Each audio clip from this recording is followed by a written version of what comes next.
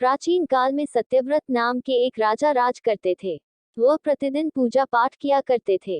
उनके पास किसी भी चीज की कमी नहीं थी। वह धन दौलत से लेकर हर प्रकार की सुविधा से समृद्ध थे। हालांकि इसके बावजूद भी राजा की एक अभिलाषा थी, जिसे वह पूर्ण की चाह रखते थे। दरअसल राजा सत्यव्रत को किसी प्रकार से स्वर्गलोक जाने की इच्छा थी। वह अपने जीवन में कम से कम एक बार स्वर्गलोक के सौंदर्य को देखना चाहते थे, लेकिन उन्हें इसका मार्ग नहीं पता था। इधर दूसरी तरफ ऋषि विश्वामित्र अपनी तपस्या के लिए घर से बाहर निकले।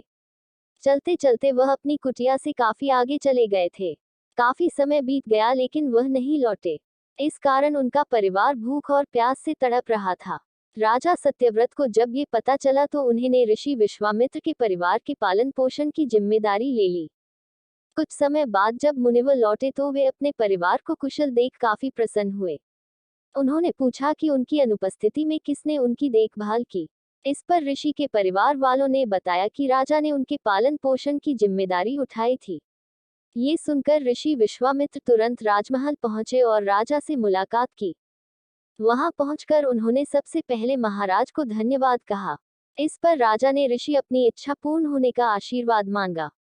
राजा की बात सुनकर ऋषि विश्वामित्र ने कहा, बोलिए महाराज, आपको क्या वरदान चाहिए। तब महाराज ने कहा, हे मुनि, मुझे एक बार स्वर्गलोक के दर्शन करने हैं।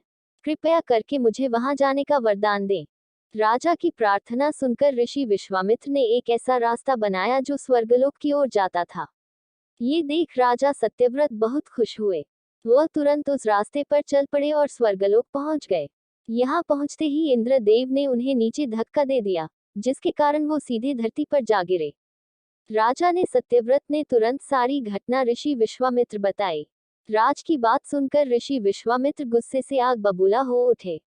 उन्होंने तुरंत सभी देवताओं से इस बारे में बात की और इस समस्या का हल निकाला, जिसके बाद राजा के लिए एक नया स्वर्गलोक बनाया गया। नए स्वर्गलोक को पृथ्वी और देवताओं के स्वर्गलोक के बीचों बीच स्थापित किया गया था, ताकि किसी को परेशानी न हो। नए स्वर्गलोक से राजा सत्यव्रत तो बहुत खुश हुए, लेकिन विश्वामित्र को एक चिंता लगातार सता रही थी। उन्हें डर था कि नया स्वर्गलोक कहीं जोरदार हवा के कारण गिर न पड़े।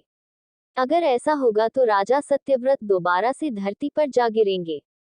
काफी सोच विचार के बाद ऋषि विश्वामित्र को एक उपाय सूझा। उन्होंने नए स्वर्गलोक के नीचे एक बहुत लंबा खंभा लगा दिया, ताकि उसे सहारा मिल सके। ऐसी मान्यता है कि नए स्वर्गलोक के नीचे लगाया गया खंभा एक विशाल पेड़ के तने के रूप में बदल गया। यही नहीं, कुछ समय पश्चात जब राजा सत्यव्रत की मृत्यु हुई तो उनका सिर एक फल में तब्दील हो गया। सभी से इस खंभे को नारियल का पेड़ कहा जाने लगा, जबकि राजा का सिर नारियल के रूप में जाना गया। यही कारण है कि नारियल का पेड़ इतना लंबा होता है।